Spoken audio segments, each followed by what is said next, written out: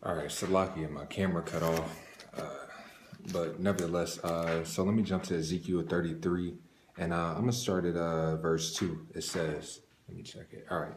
Yeah, it says, Son of man, speak to the children of thy people, and say unto them, when I bring the sword upon a land, if the people of the land take a man of their coast, and set him for their watchman. All right, so that lets you know right there, man. The people or you individually get to decide who you're gonna follow and listen to be as your watchman. All right. So one person might say like, you know what, Nate's gonna be my watchman. All right. You know, another person might say, all right, Zabak, ISUPK, man, they're going to be my watchman. All right, so you have that option. And then another man says, the men of GMS, all right, those men are going to be my watchmen, all right? Because this isn't about, it's really not about choosing this camp or that camp, man. It's for the sake of the truth, all right? And you got Jake that get in that attitude like, oh well, I like this camp or that camp or whatever. It's about the truth, man, and the truth is coming from the men of Great Millstone, starting off with Apostle and Elder Tahar. All right, so these are the men that these are the men that I chose to be my watchmen, man, because they're going according to the scriptures. All right, and you get to make the decision to choose who's going to be your watchman. All right, and that decision could ultimately decide your fate, man. Because like we just read in Matthew's, man, if the blind lead the blind, all right, then they both shall fall into a ditch. So if you're following a blind leader, man, you're going to be brought into destruction, man. But if you're taking heed to a watchman, a leader that's warning you of these things, man, teaching you the ways of righteousness, how to obtain that salvation, all right, things that you need to be doing and preparing for, all right, when that sword comes, man, as it's going to go into, then you're going to be delivered from it, man, because your watchman was warning you, all right? So let me read this again. Ezekiel 33 and 2, it says, Son of man, speak to the children of thy people, and say unto them, when I bring the sword upon a land, if the people of the land take a man of their coast, and set him for their watchman, if when he seeth the sword come upon the land, he blow the trumpet and warn the people, then whosoever heareth the sound of the trumpet, and taketh not warning, if the sword come and take him away, his blood shall be upon his own head. So if you choose the right watchman, but yet you don't take heed to what they're saying, then that blood is going to be upon your own head, man. Because that was a watchman set up by Yahweh Shem Yahushai. He told you what's to come, the lamentation, mourning, and woe written throughout the scriptures. You know, he told you of those things, but yeah, you didn't take heed to it, all right? So that blood is upon you, man. Verse 5, it says, he heard the sound of the trumpet and took not warning. His blood shall be upon him, but he that taketh warning shall deliver his soul. So if you take warning and take heed to the men of the Lord that Yahweh Hashem Yahushua has set up, all right, you're going to be delivered from the sword. All right. So if you read in verse 6, it says, but if the watchman see the sword come and blow not the trumpet, and the people not warn, if the sword come and take any persons from among them, he is taken away in his iniquity, but his blood will I require at the watchman's hand. All right, so not only is he going to be destroyed, but then on top of that, the watchman, the blood is going to be upon his hands too, man. But that doesn't mean that the person under him isn't going to be destroyed. All right, you set him up as your watchman, man. All right, so that blood is upon you. All right, also, man. So let me go ahead and jump to Isaiah, 56. Come on. This is Isaiah 56, and starting in verse 10, it says, his watchmen are blind, they are all ignorant, they are all dumb dogs, they cannot bark, sleeping, lying down, loving to slumber. All right, so there's certain men that are calling themselves watchmen, and they're blind, man. All right, so let me read it again. It says watchmen are blind, they are all ignorant, they're all dumb dogs, because what is the dog supposed to do? A dog is supposed to warn you if an intruder is coming, man.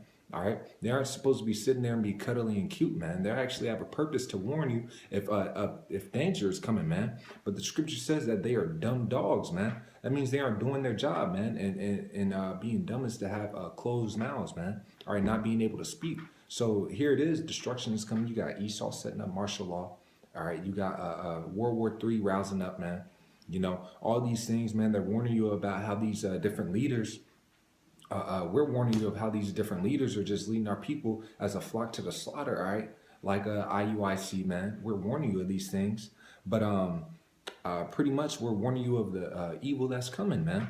But these other dudes, they aren't speaking on it, man. They see it, but they aren't warning you, man. All right. And it says they cannot bark sleeping, lying down, loving to slumber. So here it is. You're a watchman on the top of the high tower, all right? Because back in the ancient days when we had our city, all right, we would have a watchman on the tower warning of an intruder, man. So here it is. You got a band of a army, all right, coming towards your city, you know, on horses with spears, you know, and the countenance like, oh, okay, it's about to be war, and your watchman is on the tower, just knock the fuck out, man. Sleep, all right?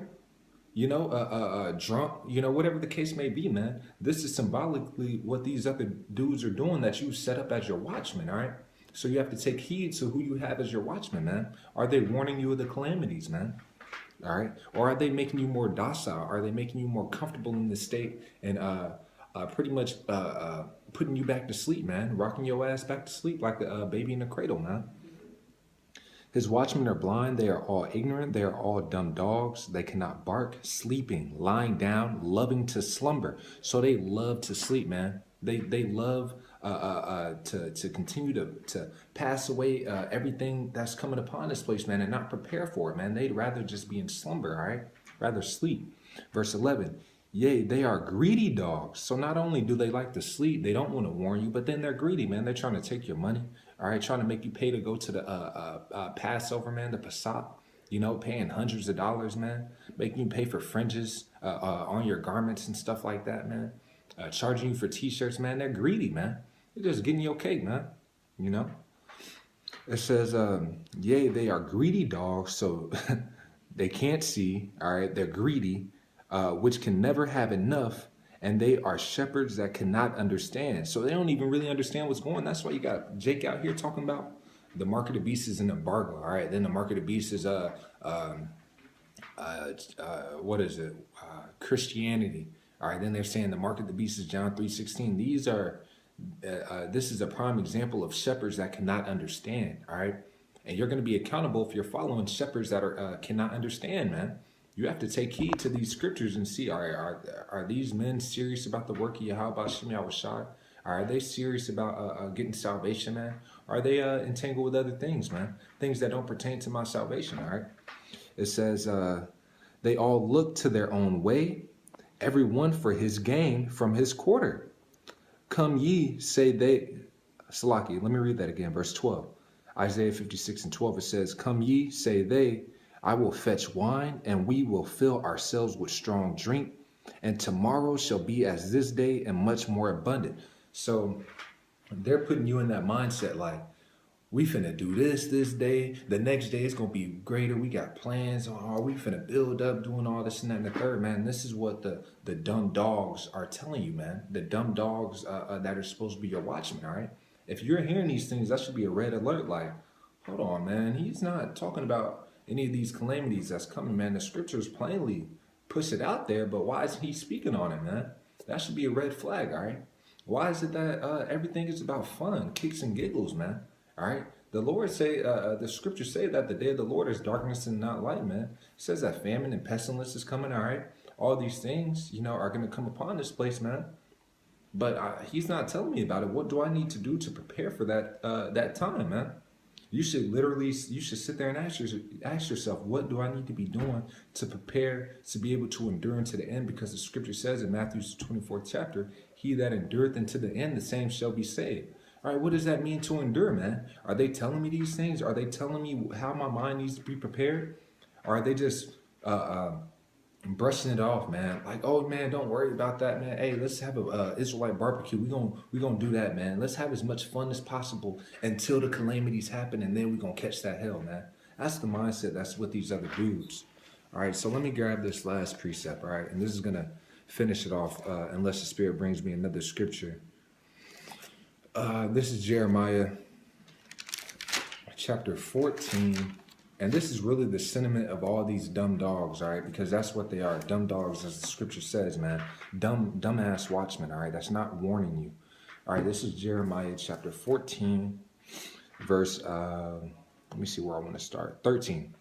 It says, then said I, Lord Yahweh, behold, the prophets say unto them, ye shall not see the sword, neither shall ye have famine, but I will give you assured peace in this place. So the prophets are really trying to slow you down, man. These false prophets, Salakia, these false prophets, all right, they're really like trying to, hey man, chill out, man. It ain't finna be that bad. All right, don't worry about it, man. We gonna build a like the brother in Dallas likes to say, man, we're gonna build a purple McDonald's and a purple Walmart, all right? You know, Israelite Walmart, you know.